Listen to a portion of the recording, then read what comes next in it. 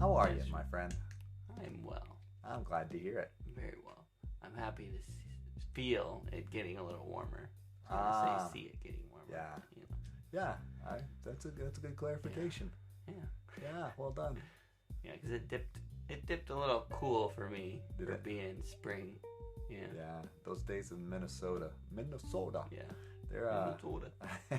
Well, for me, it was the cold is one thing, but the fact that the plants all started to kind of bud and bloom and yeah. little tiny leaves that look like they wouldn't hurt a fly, you know? Yeah. You know, like just little guys that, and you're like, brace yourselves.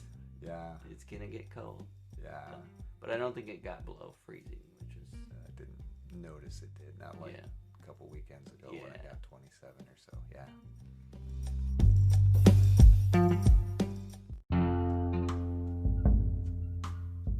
Welcome to How I See It with me, Mark Pratt, and Justin Sternberg. This is a podcast that works to counter cultural polarization through thoughtful conversations. So your plants are okay? They are okay. So all is well. Yes. Good. Mowed the lawn for the first time. Wow. First time this weekend. So Wow. good weekend. Yeah. It's a little lightning storm starting to green things up. Yeah. Exactly. Yeah. How was your weekend? It was good. It was busy, but good. What did you do Sunday? What did I do Sunday? Sunday afternoon around 3 p.m. You know what? I had a wonderful afternoon on Sunday with you folks and my wife recording a podcast. That's right. That was fun. That was fun. It was our first guest podcast. Yes. And we thought it was fitting, right, to have our wives on. Just have that glimpse. Yeah, it was good. It was good. Yeah. It'll be interesting to try and edit it because it'll be my first time trying to combine two feeds of audio into one. Yeah.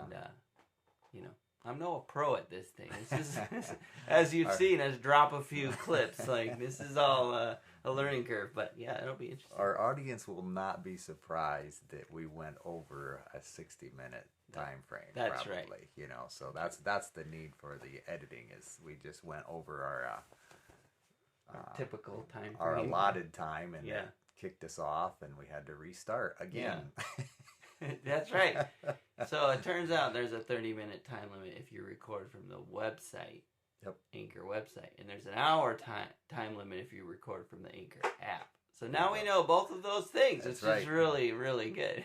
Exactly. It's good to know. It is good to know. Unfortunately, we found out the hard way both times. That's what we like to do, Mark. This is how we do it. This is how we see it. Yeah. This is how we talk it. Yeah. Too long sometimes. Too long. It's actually, it'd be interesting to hear if anyone's out there, tap, what they think about in terms of longer episodes once in a while. Like guests, because I have a hunch that guest episodes will be longer. Well, at least the recorded bit will be longer.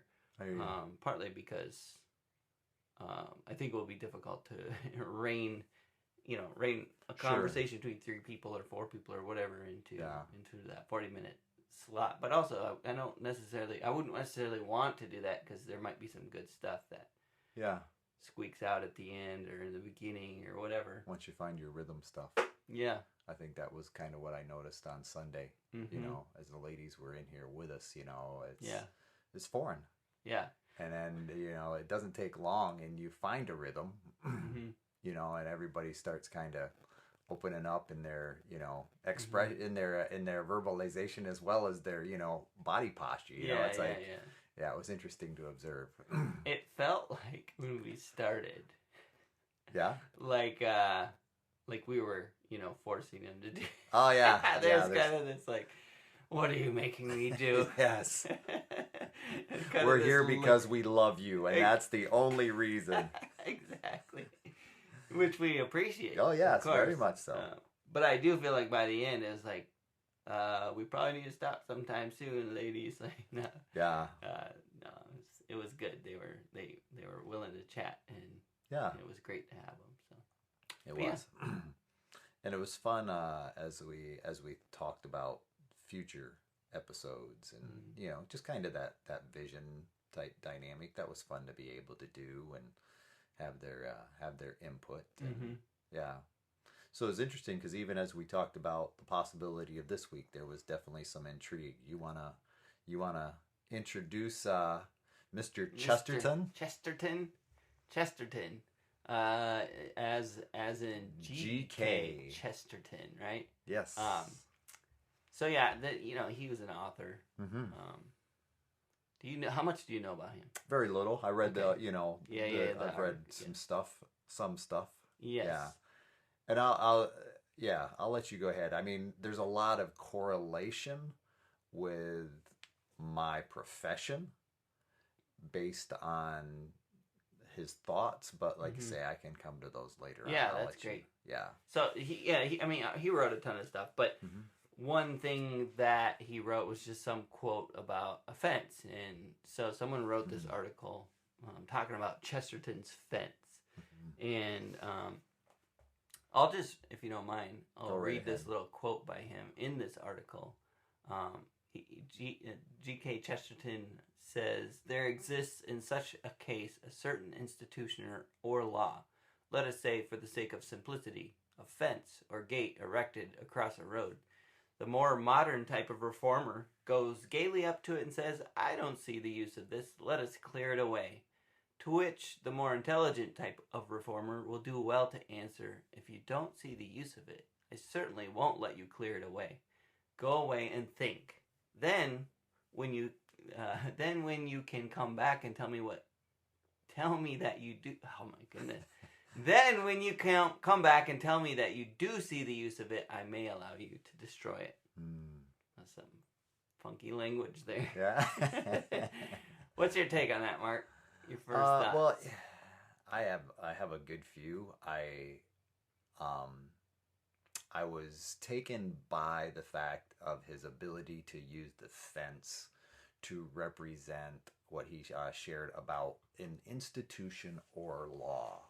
So I think in our enlightened or evolved perspectives, sometimes we can think those things that came before us are antiquated, outdated. There's no need for them. So our tendency at times is to just do away with it because of that elevated, I'll call it arrogant even at times, thinking that wants to do away with things just for the sake of avoiding restraint. Yeah. That's in a nutshell what it said. And I think and I'll even bring it back because if I'm not trying to steal it from you, but he does a nice job of this first order thinking and second order thinking. And for me as a therapist, that's so. Go ahead. Pause right there. As a therapist, yep. The article that we're referencing is on a blog called Farnham Street blog, where they talk a lot about mental models and various things. And this particular article, it's Chesterton's Fence, a lesson in second order thinking. And so the article is talking about this idea of second order thinking, versus G.K. Chesterton didn't write all this stuff. It's mostly about his one little paragraph, and they've expounded this article. I wanted to clear that up real quick, but as you talk about and go ahead as you see. I'm gonna flip it back to you even as you. Well, don't forget the as a therapist. I will. Part. I have that. No problem. We're good there. Even in that. How do you see, what difference do you see as you read the article on the difference between first order thinking and second order thinking? And it's okay if you need a moment to kind of scroll, but I mean, am I putting you on the spot too much right there? Yeah, I'm actually looking at, I wanted to see the exact thing they had here. And if you don't mind, go right ahead. Second order thinking is the practice of not just considering the consequences of our decisions, but also the consequences of those consequences. Everyone can manage first order thinking, which is just considering the immediate anticipated result of an action. And let's be honest, Mark, not everyone does that even, right? That's true.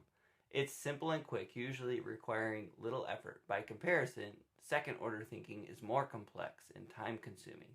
The fact that it is difficult and unusual is what makes the ability to do it such a powerful advantage. He said second order thinking will get you extraordinary results. There you go.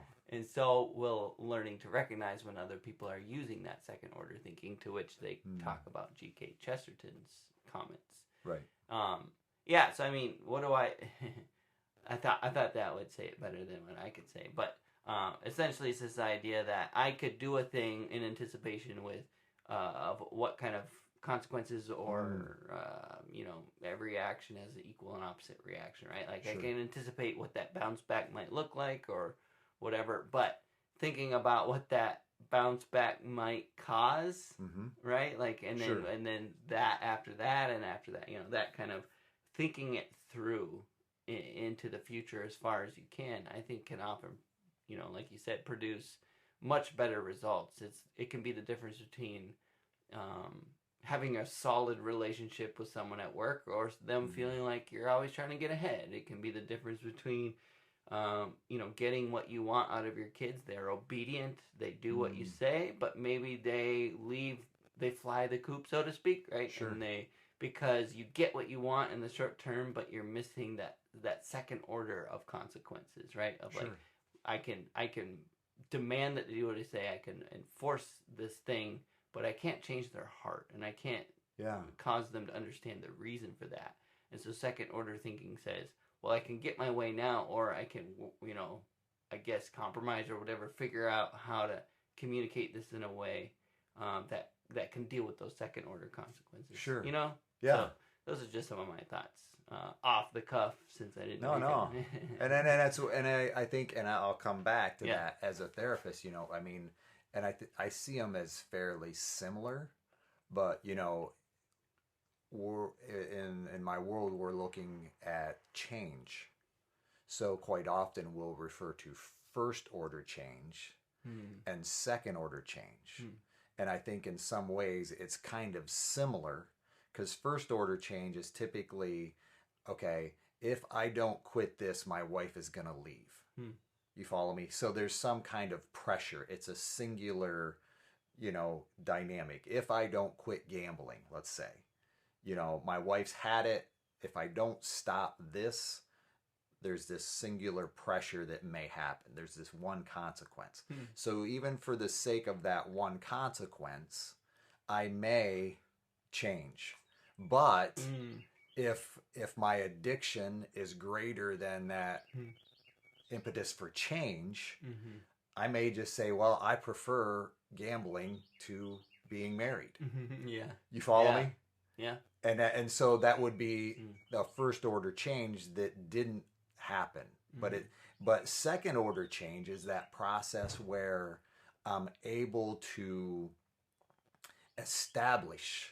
So I see maybe that first order change, but then I go into the second order where I'm able to recognize, oh my goodness, I didn't realize how gambling was affecting my personal finances. I actually have a savings account now because I quit gambling. And now I'm feeling more confident in my ability to make decisions. And I'm not as short with my children because I don't have this stress and this pressure. And it multiplies because I start to see the benefits of this change, and it becomes more lasting because there's greater benefit to it. Does that make sense from a change perspective? It makes perfect sense. You also made me think about, too, when you're only working towards or thinking about that first order, what you say, consequence, first order change. Yes. And you achieve that first order change, the motivation might stop, right? Like, yes. I think this is maybe what you're getting at too, or vice versa, like you remove that one singular obstacle, like maybe your wife leaves. Oh, okay. Yeah. That I was trying to work towards that not happening, but that's not a thing anymore. So I guess gambling is okay now, right? Or whatever, or So again, like having that one singular order of change can be problematic in that it might not stick. And we've certainly seen that, probably in counseling, you've probably seen that. I know I've seen that in people's stories and in real life in a lot of ways that celebrate recovery of, just like once that one singular point of pain disappeared, or they addressed it, right? Like they did the thing they were supposed to do. It often wasn't enough to maintain that change because, the further things weren't recognized or realized or valued. Yeah. And so that I see the two as very similar. So when that first order change, that pressure may not necessarily be enough. And I think when we're thinking when we're doing first order thinking, I think it's similar. We're just making a decision based on a current comfort in the moment. I don't like this. I don't want this restraint. I don't want, so I think of that, in our cultural dynamic, and say I don't want that, and yet I'm not sure we always go to that second order thinking and saying, okay, if I do away with that, what else might happen? So I see your gears kind of thinking based on what I said. What comes to mind for you when I think about that, or is there a way you see that? Well, one thing I was thinking about is what happened. I guess this is my question. How many times has a fence been torn up only to be put back up? Right? To recognize, like, I didn't want this fence. It's in my way. Can't get my truck through, whatever. Take it down. Oh, the coyotes are getting my chickens or whatever. We should put that fence back up, right? Yeah. And recognizing that the inconvenience was worth it for what the benefit of that thing was. And I think that's why he's saying, like, until you can go away and figure out why that thing exists, well, then you certainly shouldn't tear it down. Because you don't know what the trade-offs are. You don't know what the pros and cons are yet, Yeah. And I do like one quote in there. It says, Chesterton also alluded to the all too common belief that previous generations were bumbling fools, stumbling around, constructing fences wherever they fancied. Yes. Yes. Which I really liked. I thought that was a funny quote, but it's so true. It's like, I think each generation probably has their version of the fence where they go, these idiots, they put this fence up, and how did they not realize we weren't going to be able to drive our truck through here, or whatever? Like, how did they, come up with this decision? Idiots, Yeah. We need to remove this, get it out of the way, and be done with, their bumbling thoughts or whatever. And of course, Yeah. So how have you experienced that? That's the part where, as you mentioned, tearing a fence down. How have you experienced the coyotes coming in to get your chickens? You're putting me on the spot. and feel Do you have an answer? I would like to hear your answer. Yeah, I mean, I think I'm not saying in the sense, of course, I have an answer, but I think there's, I think there's. Put us both on this spot. Well, no, I'm really. I think about it in the sense of, because I was thinking about it in law when he said institutions and laws, and I think there are those dynamics, and for me, it's a personal dynamic. I think when we think about what we're culturally experiencing about gender confusion, and that becomes a fence type dynamic for me, because I think when we get sexuality, if I may say so, confused with a full-on masculinity or what is yes, and I think we're trying to take down these fences, and I'm not saying that parts of fences can't be removed. You follow? I mean, as you were asking me, I'm not necessarily wanting to go completely down just one rabbit trail, but I think of our nation in where immigration is concerned. You follow me? As far as just build a fence, don't build a fence. Take the fence, go around the fence. So I'm thinking of this in its current, current, the ability to be current in a present day, I guess, present time. I'm thinking of different fences that I can think about, and I I think from my perspective, I am experiencing more and more like gender confusion in younger and younger kids as we've kind of decided to do away with the fence.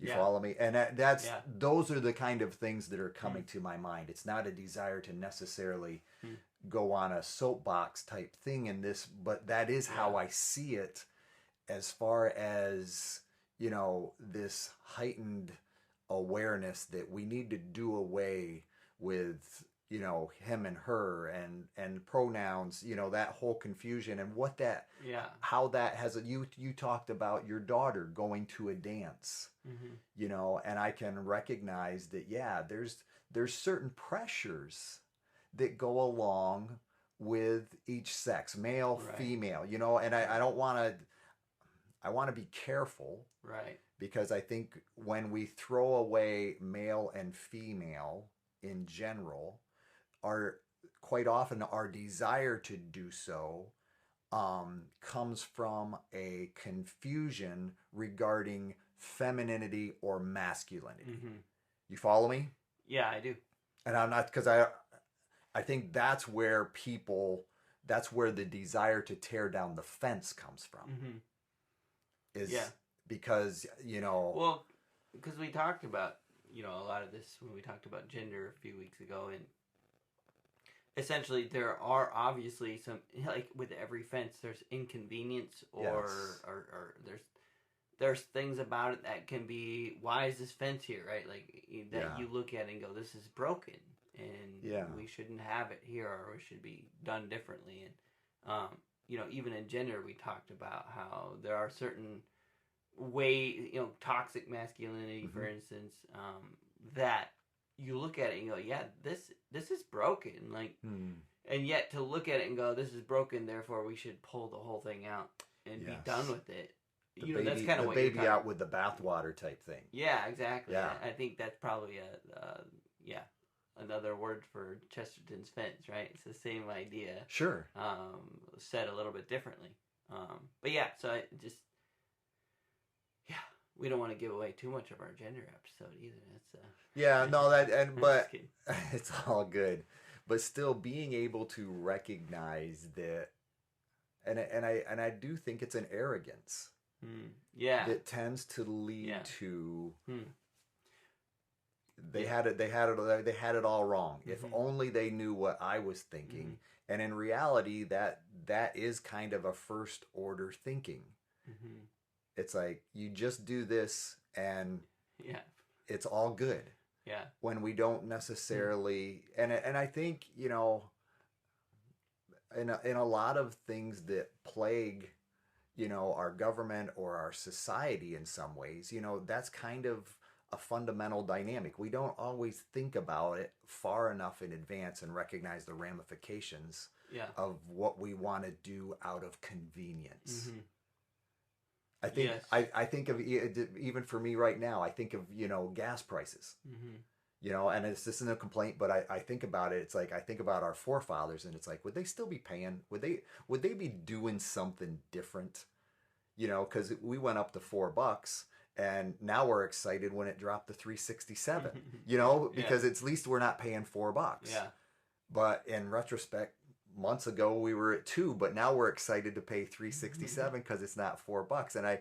And I think about that in a sense of, okay, what are the ramifications of just continuing to, I'm not saying throw it out, but I'm saying I do think about it with this in mind. It's like, okay, what made that drop in price? And I'm happy if the fact that we're looking at the Ukraine and, you know, there was more volatility there or something like that led to this uncertainty that created this spike in fuel price, you know. And yet there's also a part of me that's thinking and saying, okay, is this lower fuel price a benefit of, you know, the government using the fuel reserves to basically create this lower price so that people are more satisfied with what's going on? You know, these are the kind of things that go through my mind while I'm filling up my truck at the pump. Some deep thoughts at the pump.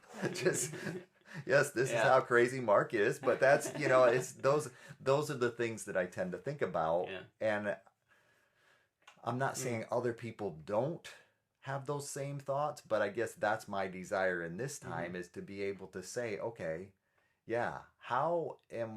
what am I doing on a daily basis that I am doing out of impulse or just a desire to have change, and maybe not necessarily thinking about from its long-term possibilities or implications to a certain degree. Which this ties into the previous conversation we had about changing our minds as well, which is this, my thought too is sometimes you do see a fence, you do think it's worth taking down, you start taking down, and midway through the removal recognize, like I said, coyotes are getting through or whatever it is. We often have the opportunity to stop what we're doing and change, right? Go the other direction. So I probably should put this back up. Or whatever, but there's this concept called sunk cost fallacy. Have you heard of that? I have not. It's this idea that once you've already invested a little bit, well, you got to go all the way because there's a sunk cost involved, and so you're already invested, and if you back out the other direction, you're going to lose more than if you continue forward. But the problem is if you continue forward the wrong direction, you will lose more. But we have this tendency, humans just in general, to go, once you start a thing, you got to finish it. You got to move forward. And again, so using that fence analogy, it's like, well, I already started taking the fence down, and it's, half of it's in shambles. So I'm just going to finish taking it down. We'll figure out the coyotes later. Sure. Right? And I think that ties into even what you're saying, fuel prices, whatever. Electric vehicles is a good example of like, let's replace the fence with an electric fence. Yeah. Right? Which is great for a lot of things, but do we know the implications there? Do we understand that? And I also think about fuel prices, and my armchair thoughts, how I see it is that I do think the production of electric vehicles triggered some of those lower prices that we had. Because there's recognition of like, there's an end in sight potentially to this, so we can't charge what we used to, right? And and then obviously things happen or whatever.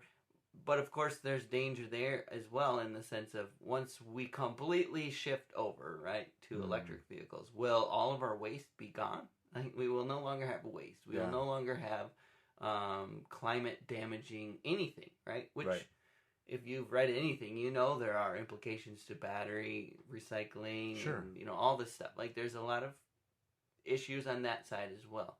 Same with, like, wind power, right? Like, that's a good idea. It's harnessing nature's power and turning it into electricity. But then we also know it kills birds, right? Like, a lot of birds, like, more than you would think. And so we're trading one form for another and expecting there to be no second order consequences. Yeah. And there are always, because the reason that we do what we do was established through a course of several, iterations, right? And so what we arrived at was the trade-off that we recognize as being the most valuable at the time. Of course, that doesn't mean that won't ever change. And I think that's ridiculous to say a fence should never come down. And I don't think that's what this point is either. It's about understanding why it was there in the first place before you start dismantling, so that when you understand the trade-offs and you're willing to accept them. Yeah. And I'm not sure we always think far enough ahead sometimes to recognize what the trade-offs might be. Yeah, and in something, like as global as what we're talking about, fuel and electric vehicles or whatever. I mean, sometimes second order thinking isn't enough. You need fifth order, sixth order. Like, there's implications that are going to occur far into the future by massive reworking of certain systems. Which, again, I'm not saying they shouldn't be reworked, but I think there's a lot of, and I also think people are obviously thinking through those things. Not everyone. Well, and that's where I guess as you were talking there, I think about it too. I think there's a difference between the ability to think consequences through, and I also think there's a difference between the ability to promote an agenda. Yeah. And I think, sometimes fences can get in the way of an agenda. Mm-hmm. So I'm just going to take them down, period, because they're in my way. Mm-hmm. And I'm not sure that's always a healthy way to look at life or global dynamics, even from that perspective. I actually was thinking about it, the agenda thing, even with the fuel or the electric vehicles and all that stuff, and how, like, I think this is kind of what you're getting at. Once a decision is made about a direction, it's like, well, we got to put all of our resources into that and enforce that this direction is continued on. Yeah. And I think I think that is very problematic for so many reasons. No doubt. I also recognize that same thing happening even in small scales that I'm involved in, where I think about at work, for instance, and several, I have a crew of like 8 of us, and we'll come up with a decision to try and make things more efficient, right, or better for someone, and we'll decide on a thing. Sometimes it's not my decision, but I enforce it because I'm like, well, this guy is very smart, and he feels strongly about this. Let's go with this. Let's try it. And so I'll find myself trying to enforce this agenda for a period of time. But it's not just because I believe in that agenda. Sure. It's because I believe in the cohesiveness of our team. I believe in consistency. I believe in that person having value and trusting that they know what they're talking about. Like, there's so many pieces to, quote unquote, that agenda. Yeah. That aren't just the single decision of whether it's the best thing or not. Sure. And so the reverse course touches all of those other things, not just the singular subject that we're talking about. Like, oh yeah, we shouldn't do that because it didn't work out. It's like there's some implications that come with that. Well, now that team member might feel slighted or feel like they whatever. And I'm not saying again you shouldn't reverse course. I think all of those things are second order consequences as well of reversing your decision. Now those have to be dealt with and planned. Sure. And that's like on a very small scale. And so you think about like when the U.S. decides to put their weight into electric vehicles, all the implications, the relationships that are built, right? The relationships that are strained as a result of this decision. And then talking about reversing course, I think often is that sunk cost thing. Was like, well, I know this is hard, but going back that direction is going to be so much harder to get back to where we are. Reverse course and will make us look like bumbling idiots, and it's not that hard to understand how once you get a certain level deep into something, why it would just continue to go that direction. Yeah. Which we're, at this point we're kind of getting away from the original premise of the fence thing, but I think it all ties in. And I think that's where, because they and even in that article they mentioned hierarchy. Hierarchy in business and businesses that have a model to remove hierarchy or no hierarchy, and and that the confusion that creates. And I think that's what elicited how we see confusion in a lot of ways, when there is just this you do what you want to do as you want to do it type mentality, I guess, is where I'm at. And I'm not saying that's everyone. I'm just saying those are the areas that I see where the fence makes a difference. And I think, like you're saying, you can do away with the fence, but at the same time, if you're doing away with it just for the sake of doing away with it, you might reap some. There might be consequences that you're not aware of. And I think to on your point, I think pride at times keeps us from pride wants us to tear down the fence, and regardless. Then it wants us to be right when the coyotes when the coyotes come. It's like, what coyotes? Did me taking down this fence create these coyotes? No.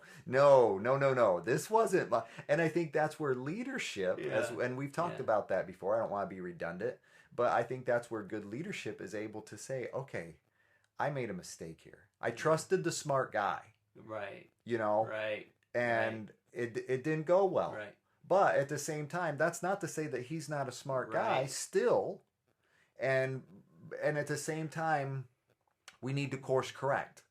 And that's where your job is at that point, to be able to say, yeah, and you can second guess, but at the same time, I'm seeing these indicators that say this wasn't a good thing.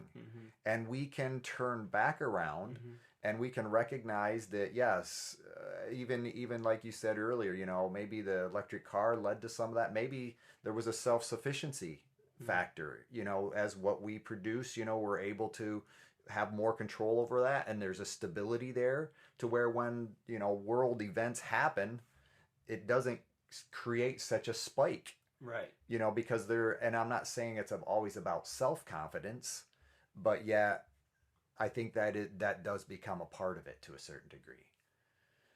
And I think in some ways that's kind of like that second order change. It's like I can see the benefits of this need for change. Yeah. And yes, you may second guess me for a while, but ultimately I'm sensing that, you know, and I'm seeing based on these facts that this wasn't a good choice, and I can step back from that. What was it, the first one you said, when you continue on with something?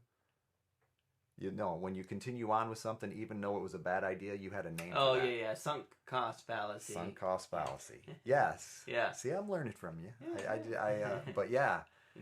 Because I think about that, and here again, that's not to say that some fences don't need to be removed. Number one, myself, I'm probably too cheap because I don't want to have to rebuild a fence at today's cost. No. Yeah, yeah, for sure. Wood prices being what they are. Let's live with that fence for a little while longer, just as it is. It looks good to me. But I think there again, that can be. It's like, can we put a gate in the fence? Yeah. Can we? You know, I don't think it's always about tearing the entire thing down. But back to the premise, which it requires second order thinking to go, oh, maybe not tear it down, maybe fence, or maybe leave it. You know, but those decisions really shouldn't be made till you've exhausted what you can know about the current structure. Yeah, so you mentioned the companies thing, and I wanted to talk, expound on that a little bit. They talked about hierarchy-free companies. It was this idea of, you know, there's kind of a loose hierarchy. And people may have a title like, you know, cat herder, right? Like the was joke that in the article? I didn't see that. No, part. It's not. But I've seen that role. You know, really? in cute companies, right? Where it's like we have a hierarchy-free company or whatever. You know, just the idea of like they're kind of generally supposed to be in charge or whatever, but really they don't want to convey that idea of hierarchy or structure. Wow. They want there to be a feeling of, you know, everyone's smart. Equal. Everyone's equal? Smart. Everyone's equal. Everyone can make smart decisions. And but it kind of to me it very much feels like what communism felt like, which is when you look at it on paper and you think about it from this you know, like everyone's good kind of idea. It looks really good on paper. Like, what if we all just shared and split it evenly? Like, that would be great. Like, the people who are really good at things can help people who aren't, and we'll have this equal system where there'll be benevolence everywhere. No one will be upset at having more or less or whatever. And I think hierarchy-free companies feels the same way, where it's like, it's going to be so great. Everyone will have a sense of authority and ownership in the company, whatever. But the reality, just like communism, is not that. What's on paper. It ends up being completely different. And the reason is because humans are human, right? And so in communism, they're not just going to happily hand over their wages, or if they do, you're just going to require a major structural governmental police force to ensure that they will hand it over, right? And so now you're dealing with a huge government side of things that enforces this thing, and no chance that gets corrupt, right? Because we're in this perfect utopia. But no, it doesn't work that way. Because of the human dynamic. Human dynamic, right. And so I think communism is another one of those fence breakers, like the way we were doing it, whether it was imperialism or democracy, is broken for these various reasons, which, if you look at any fence, I think, was it Benjamin Franklin who said, if you look at all forms of government, democracy is the worst one except for all the others. You ever heard that I hear quote? you. Yeah. Which I think is hilarious and true, because the fact that there isn't a perfect right one. It's just some, and it's broken in so many ways. You can look at it and go, look at how it's broken in this way and this way, but yet it's proven itself, that it's a pretty fine fence, and it's got some holes and it needs some repair, and sometimes we got to move one end of the post to another spot or whatever. But the hierarchy-free companies, I'm really rabbit trailing. Okay. I've been in organizations where that was the ideal. And I can tell you it's not ideal. Okay. Because no one quite has the authority, so they don't know what they can do.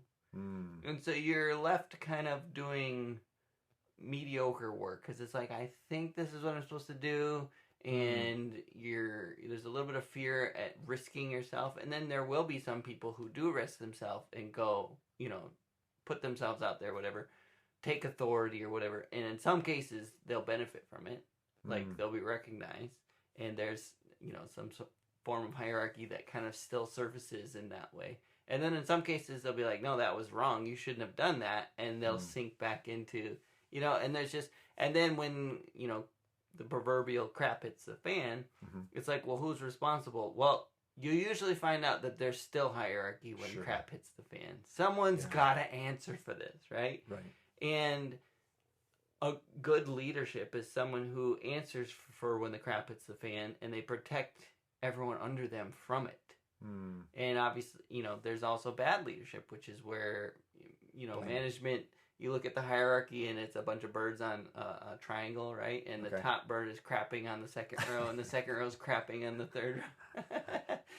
Like, that's the fence that the hierarchy-free companies are trying to tear down, this bureaucracy, this idea of, everyone's just crapping downwards. And it's like, I got yelled at, so you're going to get yelled at. And I got deadlines, so you're going to have deadlines, and, that kind of thing. And, of course, that is broken.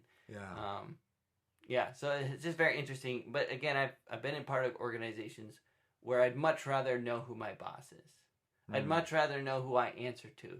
I'd much rather know they said this, so I have to do it, whether I like it or not, than to have the freedom to say, well, I can just do the thing I want.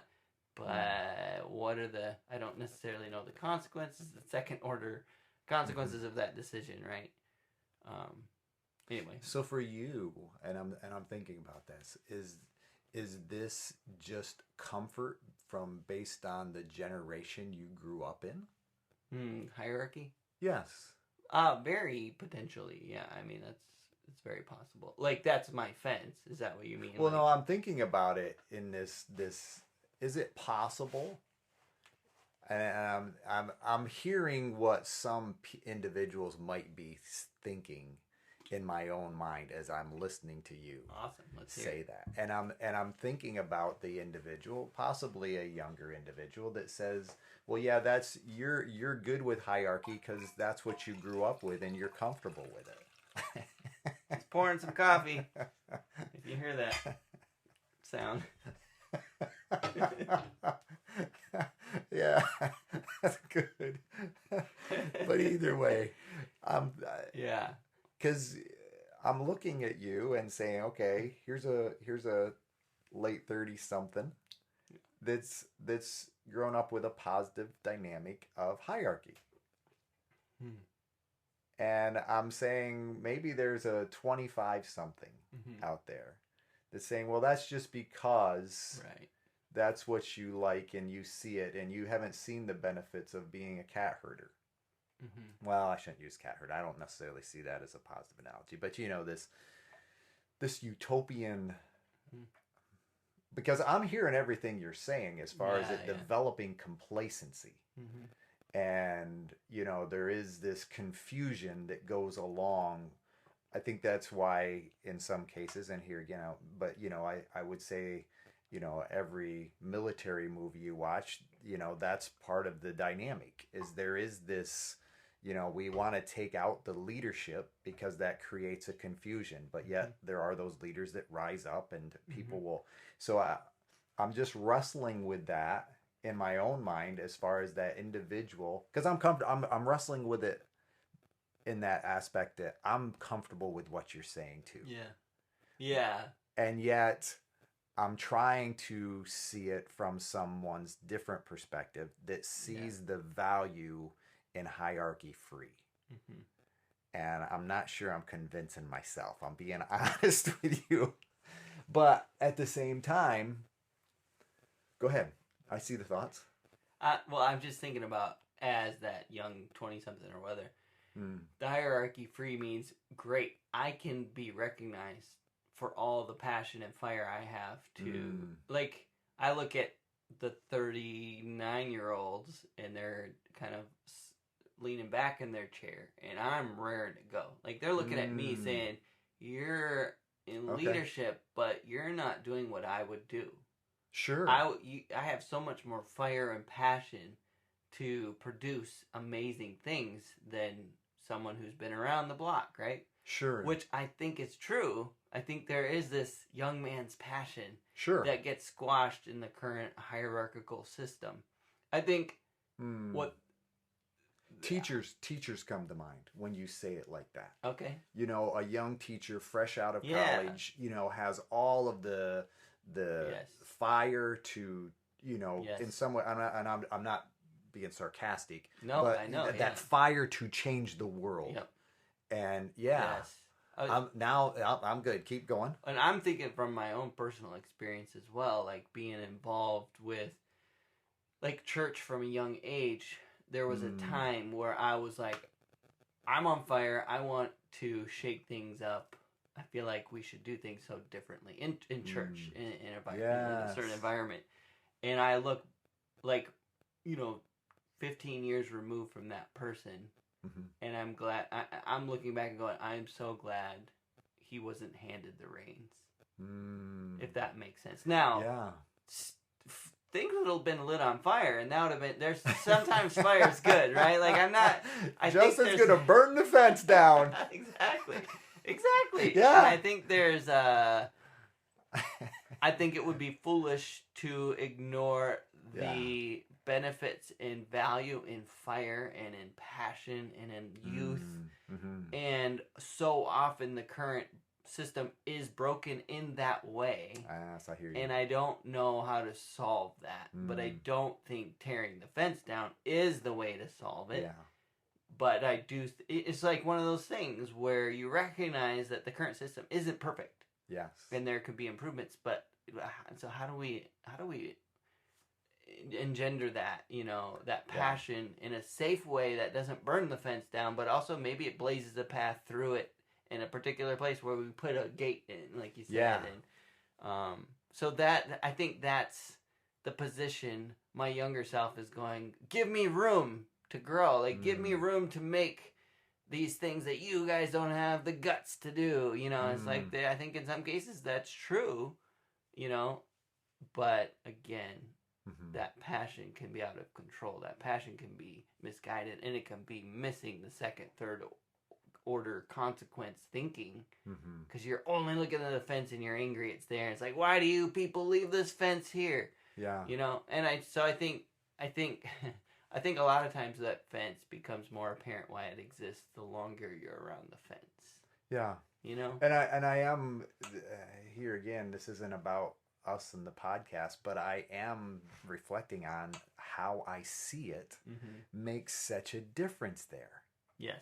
And I can recognize, you know, to a certain degree, that young, passionate person is basically seeing the leadership as being complacent. Yes. And, you know, and maybe that's not the case. Maybe there's some experience here that I'm not necessarily aware of. And yes, the leadership might be able to acknowledge, hey, I appreciate this zeal that you have and I value it. And at the same time, you can trust me that I'm going to take your input to the degree that I think it's valuable, and I'm going to value you as a person. But at the same time, you know, I think of some individual, you know, so often the person who has been there longer has actually seen or heard that before, and experienced how we've tried that Right. particular thing and it didn't really work. Right. And I think that's where, valuing one another and what we experience, how we see it, who may have seen the benefits of this fence versus the individual, that doesn't see a benefit to it, but yet still recognizing there can be places where we put gates in. Mm-hmm. Yeah, I think that's the. Yeah. Well, a good balance to this article is another one on Farnham Street where he talks about Jeff Bezos. One of his kind of, I guess, guiding thoughts in the way he ran Amazon. He's the CEO of Amazon, or was actually. He just moved on from that, but obviously he built a pretty ridiculous company. And one of the guiding principles is this idea of reversible and irreversible decisions. And so when we're talking about the fence, removing a board is reversible. We can say, yeah, let's see what that does. And I think good leadership is able to recognize kind of the difference where the consequences have much further second order consequences, or they're not that significant. So we can just try it, right? And I think, to your point about sometimes we say, well, we've done that before and it was broken, and so we're not willing to try new things or whatever. Sure. Sometimes the thing is, not the same thing, but we see it as the same. How I see it is, yes, been there, done that. No, thank you. How they see it is, no, what you did was a stupid thing. This is way better. Right. Right. And so I think at some point we got to talk about good, true leadership, right? Because there's so much of this ties into that. But good leadership is able to recognize, okay, yes, there's potentially differences here. How much impact will this decision make if we try it, and is it reversible? And I think sometimes you can move fast, break things, and put the things right back up, right? Like the idea of move fast and break things is problematic if the things you're breaking can't be put back up, right? But if they can be, that's where Amazon comes in, right? Like, let's try it, iterate. And if it's reversible, go back, and like we can try those things. But it requires strong leadership to recognize we can try things, we can put things back, and not get stuck in the sunk cost fallacy of like, well, we're trying it, so we got to run with it until whatever. We'll have to put in the show notes a link to both of those, because I think they're really good articles. If you don't mind, there's one other quote I really like. So, because I know we're close on time. Yep. And I know it's going to shut us off, right? At 60 minutes. Exactly. So, in the Chesterton's Fence article, they move into the discussion of even addiction. And so they talk about recovery programs. He basically says, attempting to remove the habit and leave everything else untouched does not eliminate the need, and can simply lead to a replacement habit that might be just as harmful or even worse. Because of this, more successful approaches often involve replacing a bad habit with a good, benign, or less harmful one, or dealing with the underlying need. And I thought, man, that is so good. And there's a term in AA called the dry drunk, right? It's this idea that someone is no longer drinking, but every other version of their life is exactly the same. Every other part of their life looks exactly the same. Or like, in the case of, you remove one potential salve for the problem, right? Like maybe they're smoking weed and you take that away or whatever, and they find something else because that need was not met. Sure. And so, I don't know, that's a big reason why, I've always cared so much about Celebrate Recovery, because it's like, let's get to the root. Let's not just chop the leaves off and when they come back, chop them again, and say, whatever. But let's dive into the dirt and figure out where is this thing starting from, and maybe there's a way to solve that, that deeper need. And I don't know. I really like what they're saying there, because even a bad habit can be a fence that if you remove it, doesn't it's I don't know. So that was really good. Yeah. No, that is good.